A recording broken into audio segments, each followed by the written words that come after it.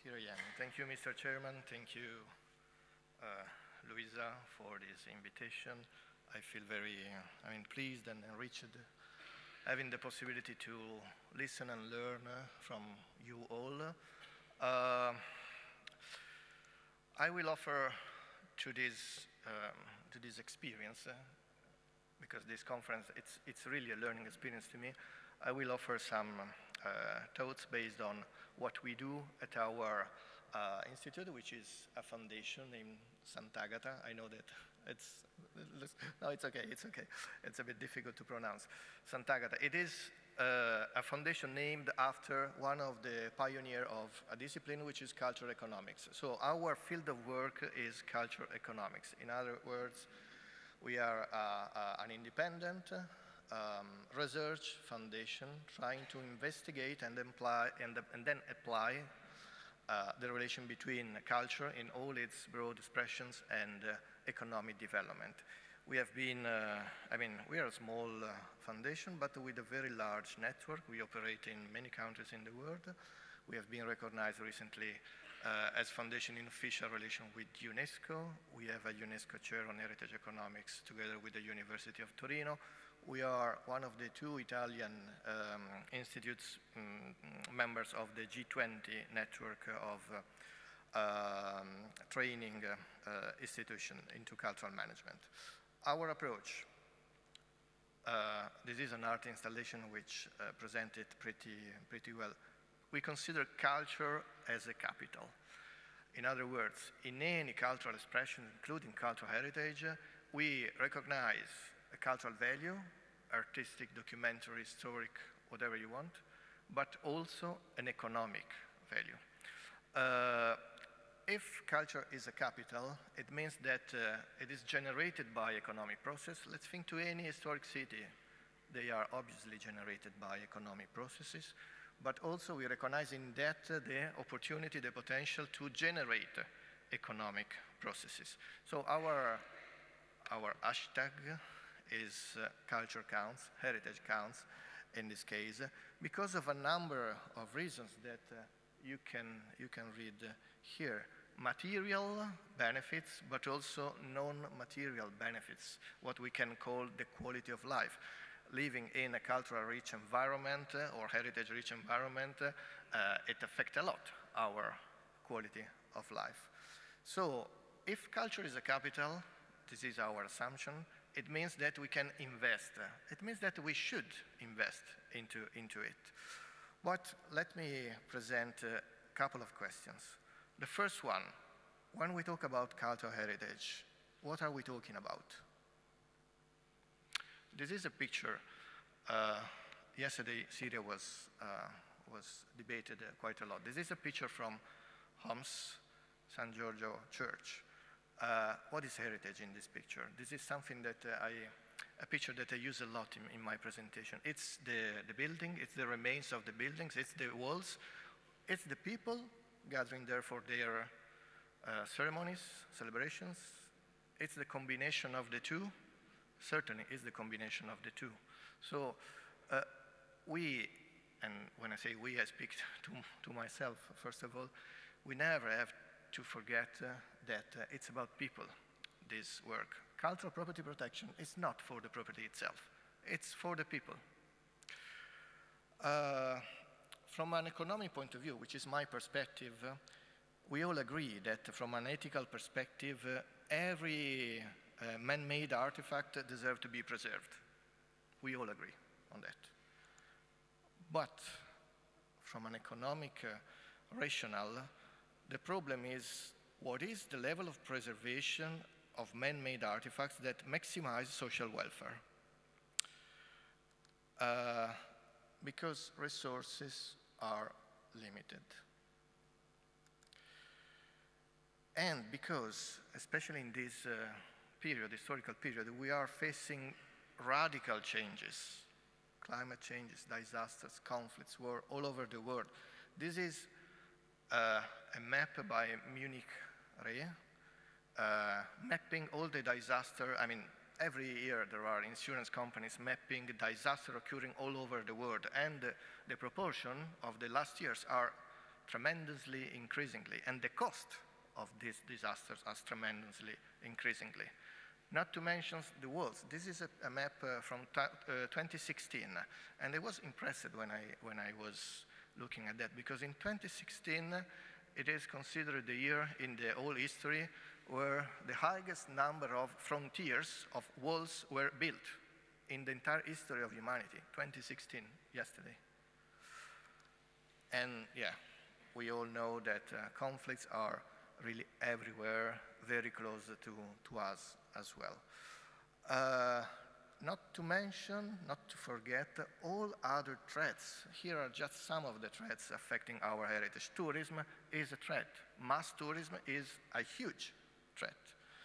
Cultural standardization, environmental deterioration, digital technologies. Yes, I know that this might be arguable. They are useful, certainly, for supporting our work in protecting cultural heritage, but in certain cases they are also dangerous. When we talk to intangible cultural heritage, the mass diffusion of technologies is somehow affecting the social relationship, which are the base of intangible cultural heritage. The declining number of heritage practitioners, because we know that the labor market in a cultural field is very low, and this is a problem, because people is normally interested in doing something from which can gain some economic return for their well-being. Lack of funds is, I mean, it's so common. So the second question is, if culture is a capital, but is a capital that presents a lot of questions, a lot of threats, what are our priorities? Since we have to prioritize, what are our priorities? What can we do?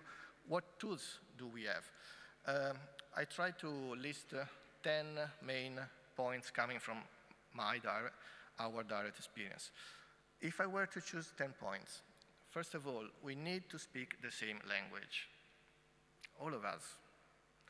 I suppose that even us, all committed here to cultural property and cultural heritage, we don't speak the same language. We need an effort, an extra effort to speak the same language. I have few experience. This is in Cyprus, one of the very first experience that I did 15 years ago. UNDP, Partnership for the Future, wanted to create an inventory of the whole island, the cultural heritage in the whole island, so, south and north, as a vehicle to enforce dialogue. But then, in the end, we didn't succeed in this, because there was always the question, what term to put before? The Turkish version, the Greek version, the English version, all together. What image, what picture? It was a database, a GIS database. So we were aiming to do a tool using heritage to enforce dialogue, but the risk was to stress the conflict, the tension. We weren't speaking the same language. Similarly, here we are in southern Serbia, close to Novi Pazar. There is one of the first World Heritage properties described into the World Heritage List, which is Stari Ras and Sopocani. UNESCO, I was working for UNESCO, consulting UNESCO for drafting a management plan of some Orthodox monasteries in a community which is 90% Muslim. What you said before. They didn't recognize, that community didn't recognize this UNESCO first World Heritage property before Rome, before Venice. They didn't recognize it as their heritage. We didn't speak the same language. We had to include their mosques, their graveyards, their archives into this exercise. So going beyond a little bit the initial task. Second point, we need to make heritage count. Still Serbia, 2014, this was flooding by the Sava River and a little bit the Danube River. I mean, you can imagine the damages of buildings, archives, libraries, monuments, churches, graveyards. But, I mean, this was really the last priority, really the last priority. I was doing a post-disaster need assessment there, again, for UNESCO. And nobody really cared about accounting, calculating the damages and the losses of cultural heritage, because there were sanitary emergencies, housing emergencies, environmental emergencies. But at the same time, if we don't find ways to calculate the damages and especially the losses, it's not just the damage. The economic value, if we have $1, €1 of damage, it means probably that the losses proportionally count 10 times.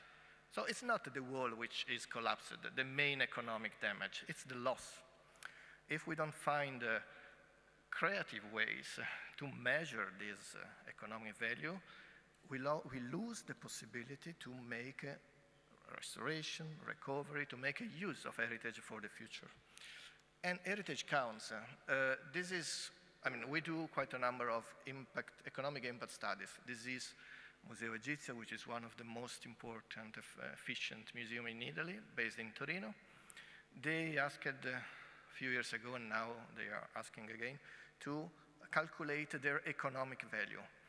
This museum cost 10 million euros per year to work, to function. It generates, of course, these are rough numbers, but it generates 180 million euros. So the multiplier effect is almost 20 times. So culture is a capital. It is worth it to invest in it. Of course it is. But we also need to understand how, to know how. Drafting adequate financial tools, because if we speak about money, of course, we need to understand how to govern this. Mauritius, Port Louis, in the middle of this skyscrapers jungle, there is one of the smallest World Heritage properties, which is Apravasi Ghat. And there are few houses, colonial houses like this. Why few? Because little by little, they are literally dismantling them. See the whole, it's a little parking lot. Creating a parking lot is much more convenient than having an historical house. So the situation is dramatic because for a little country as Mauritius, they are really substituting slowly, not really slowly, quickly substituting their cultural heritage, the country cultural heritage for development. And in that case, how can we contrast this phenomena, which is an economic, which is a financial phenomenon? Real estate companies are putting on the table millions of dollars to build skyscrapers. So we invented, in that case, a mechanism which we called a revolving fund. We cannot stop development, but let's try to address a part of this development also to upkeep, to restore, to reuse, especially historical buildings.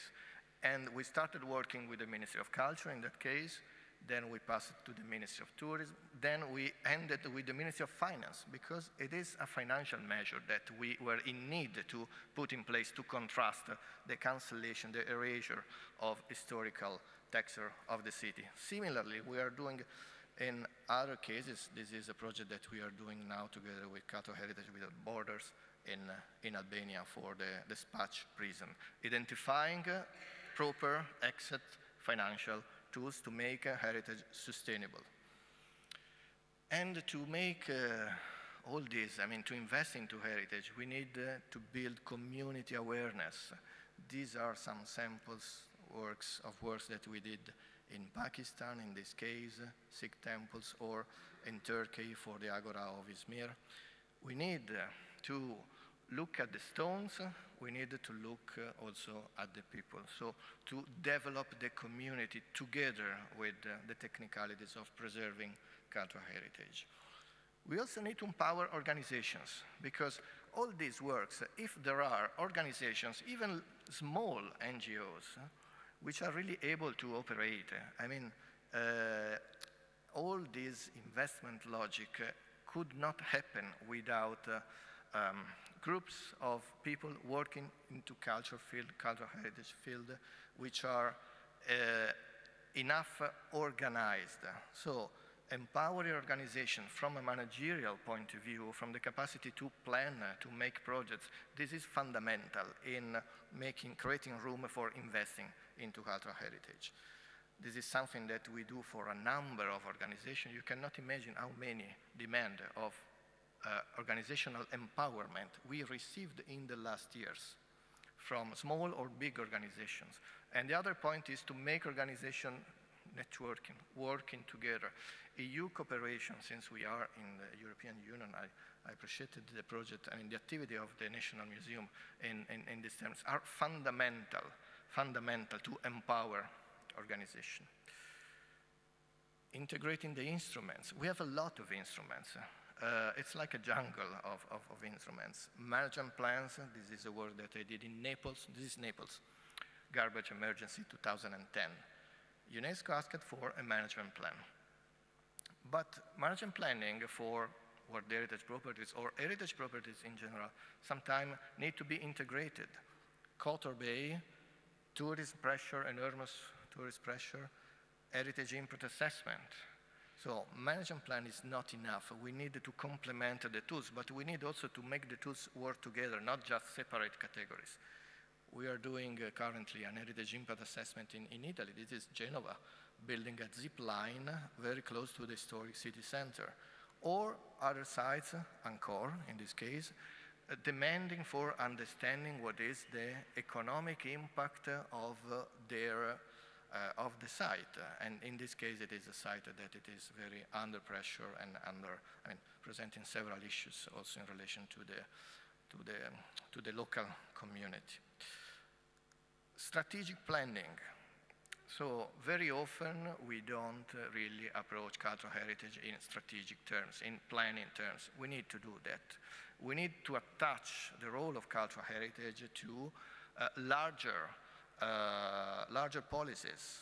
This is again a work in Genova, which is a city which invested a lot in, some of you know Genova, I guess, and it is a city affected very much by natural disasters. Every year something is sadly happening.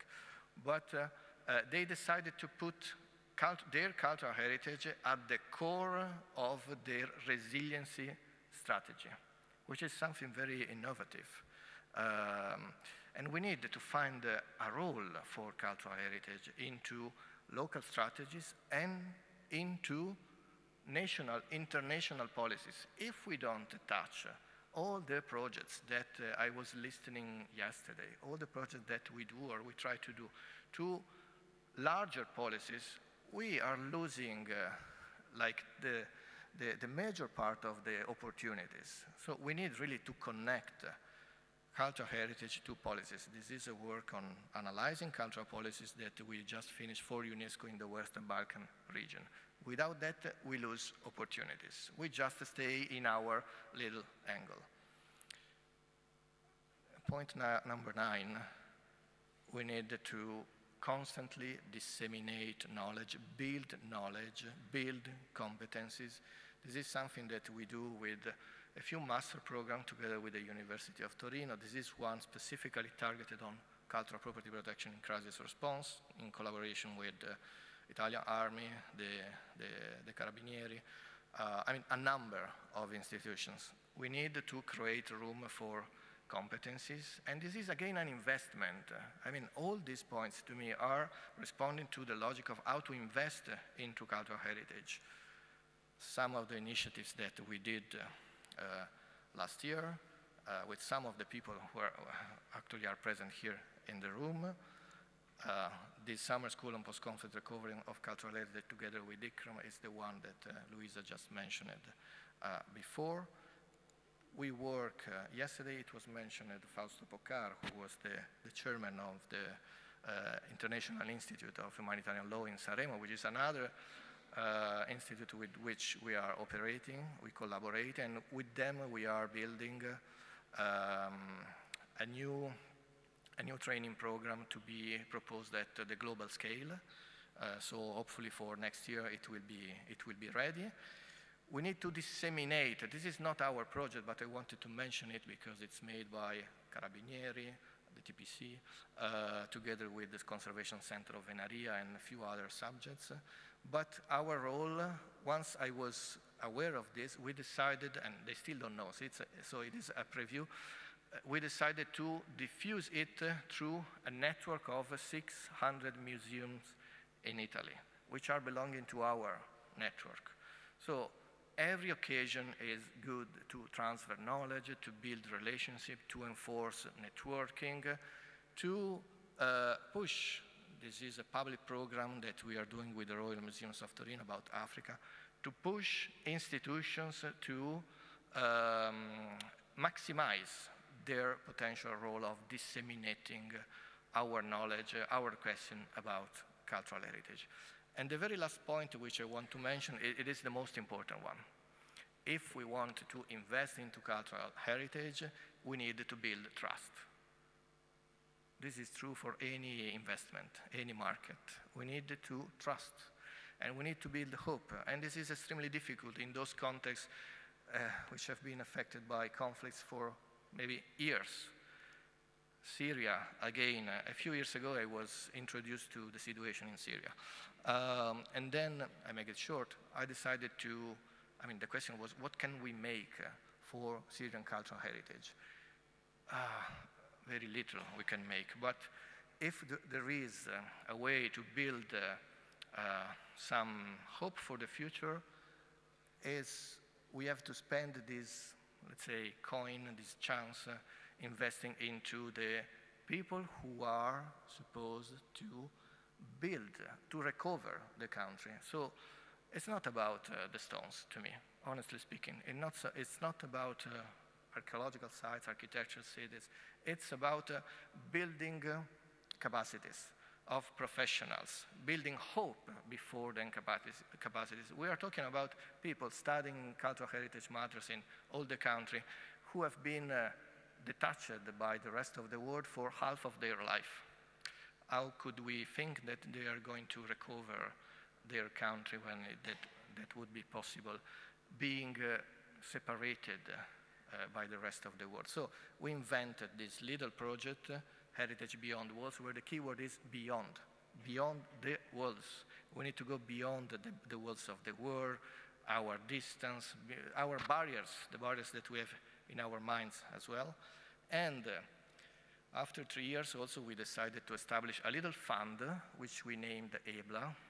You can figure why, to support people from, young students from countries in crisis to access knowledge, to, basically offering scholarships. It's a small fund.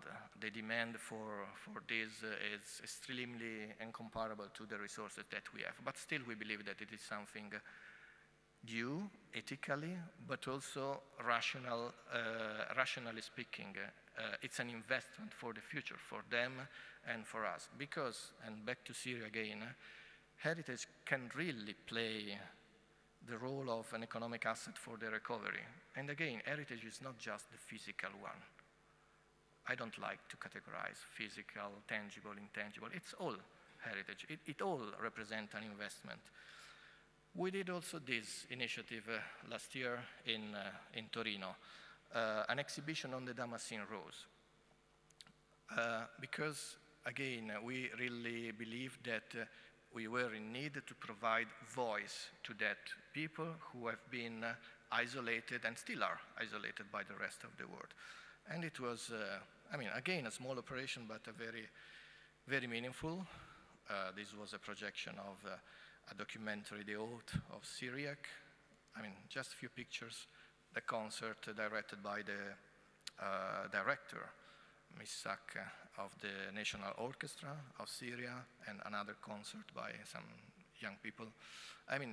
Providing voice is a way to building hope. And building hope is a way to build trust. And we need the trust if we want to invest into cultural heritage, which is their cultural heritage, but it is also our cultural heritage. Concluding, culture and cultural property protection is also an economic question. This is what I wanted to, how I wanted to contribute to this conference, where the protection of cultural property, of cultural heritage, is to me the pre-requirement. We cannot do any investment if we don't preserve cultural heritage, but it's not the end. The end is still about the people, about us. Thank you.